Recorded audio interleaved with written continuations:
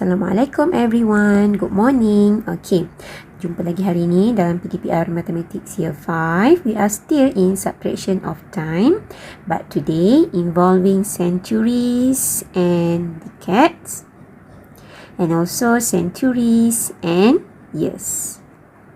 Okay, look at the first one, centuries and decades. Here is question number 1, 7, 3/5 centuries. Okay, 7, 3/5 centuries. Minus 4 centuries, 8 decades. Answer in centuries and decades. So, yang kita kena tukar ialah this one. Okay, 4 centuries and 8 decades kita tak perlu tukar. Okey kan? Dalam teacher buat kurungan bracket ni tak perlu tukar. Yang ni kita kena tukar. Okey, 7 3/5 centuries kita kena tulis dalam centuries. Okey, sekejap ya. Okey, kita kena tulis in centuries and decades. Okay, so 7 whole number tu automatic lah, dia akan jadi 7 centuries kan. So 3/5 kena darab dengan berapa? Nak tukar jadi decades. So 3/5 times 10. Okay, because 1 centuries 10 decades. So, bila kamu dah kira nanti, kamu akan dapat 6 decades. So, here is 6 decades. Okay, now barulah kita boleh tolak. Kita buat T table. Kat depan, centuries. Okay, kat sini decades. Okay, kita salin balik. 7 centuries. 6 decades minus yang nombor asal dia 4 centuries and 8 decades. Tapi 6 cannot minus 8. So kita kena ambil 1 century from 7 century. 7 jadi 6. So okay, 1 century equals to 10 decades. Kan? 10 decades. So 10 kena tambah dengan 6 ni. Okay, 10 plus 6 yang asal dia jadilah 16. So, kamu boleh betulkan. Dia akan jadi 16. 16 minus 8 equals to 8. 6 minus 4 equals to 2. Kamu akan dapat 2 centuries, 8 decades. Right, question 2. 14.2 centuries minus 3 centuries, 9 decades. Okey, yang ni yang mana nak kena tukar? Yang decimal tu kena tukar kan? Decimal nak tukar macam mana? Nak tukar kepada centuries and decades. So, yang ni kita kena tukar. So, 14.2 centuries. Dia dalam unit centuries. Tapi, kita nak tulis dia dalam centuries and decades. Okay. So 14 dekat depan ni automatik dia akan jadi 14 centuries lah. So yang kat belakang ni 0.2 akan darab dengan 10. So kamu akan dapat 2 decades. Okay. Bila dah convert macam ni, dah sama unit dia, barulah kita boleh tolak, barulah kita boleh subtract guna T table. Okay. So ni boleh tulis centuries and here is decades. Okay, salin balik soalan. 14 centuries, 2 decade minus 3 centuries, 9 decade. Okay, yang ni pun tak boleh tolak juga. Kan? 2 minus 9. Boleh tak? Ni, tak boleh. Tak boleh. So, kena ambil 1 century. 1 century kita ambil jadi 13 kan? Okay, so, kita ambil, kita tulis kat bawah ni. Okay, kita ambil 1 century. 1C, 1 century. Equals to 10 decade. Okay. So, 10 decade ni kena plus dengan 2. Yang asal dia. So, 10 plus 2 equals to 12. Jadi, kamu boleh betulkan dekat dalam buku kamu ni. Kamu tulislah nilai yang baru 12. So 12 nak minus 9 dah boleh dah. Jawapan dia 3 decades. 3 minus 3, 0, 1. So jawapan dia 10 centuries, 3 decades. Right, here is question number 3.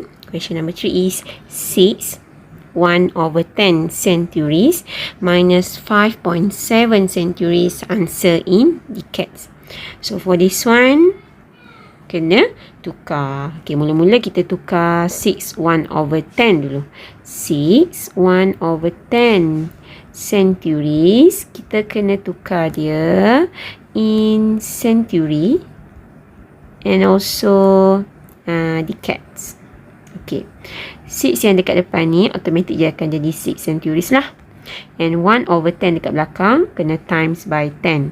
Kita akan dapat 1. Okay, so 1 decade, not 1 decades, 1 decade only.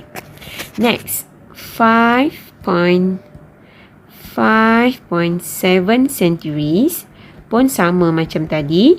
Kita kena tulis dia in centuries and also decades. Okay, 5 yang dekat depan automatic dia akan jadi 5 centuries. 0.7 dekat belakang darab dengan 10. Kita akan dapat 7 decades.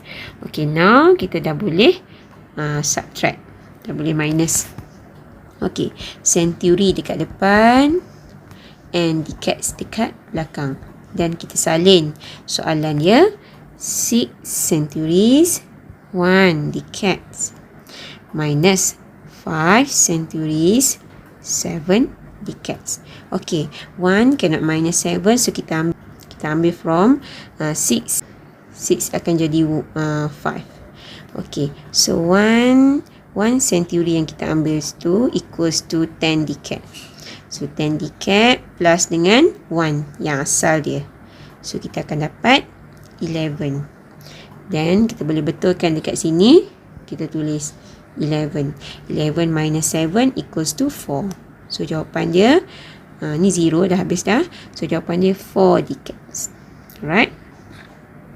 Now is subtraction of time involving centuries and years.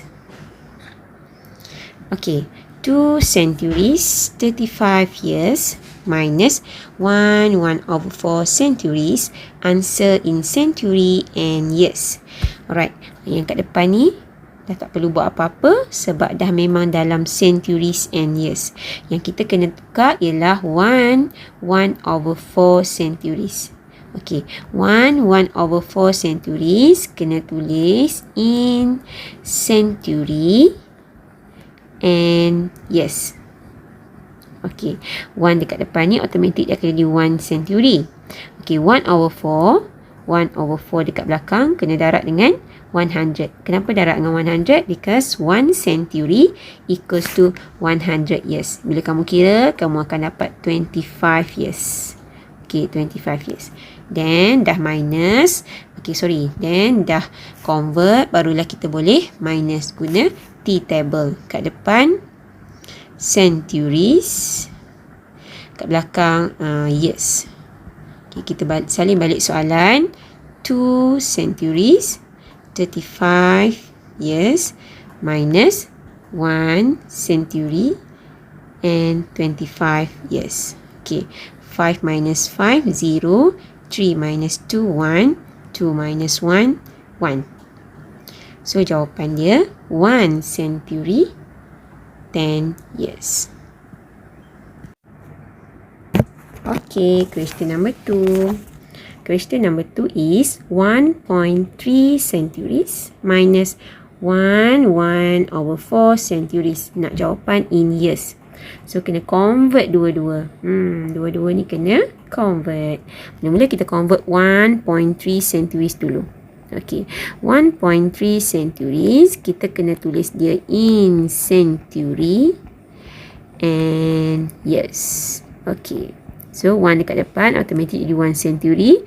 Dekat belakang 0.3 times 100. Okay, ingat kena times 100 because 1 century 100 years. So, kena gerak 2 kali lah. 1, 2. So, dia akan jadi 30. 0 ada dalam ni. So, 30 years. Okay, settle this one. Next is 1. 1 over 4 pula. Kena tukar juga dia. Sama macam tadi. Kena tulis dia in century. And years. Okay. 1 dekat depan ni. Automatic you 1 century. Okay, yang kat belakang. 1 over 4 times 100 juga. Okay, kamu akan dapat 25 years. So, 25 years. Sekarang barulah kita boleh subtract. Okay, kita buat tolak kat sini. Centuries. Okay.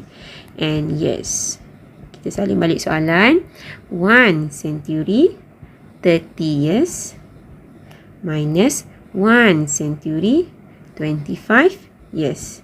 Okay, 30 minus 25 equals to 5. 1 minus 1, 0. So, kita dapat 5 years. Alright, that's all for today. Thank you, class. I hope all of you can understand and do your task for today. Bye. See you again. Assalamualaikum.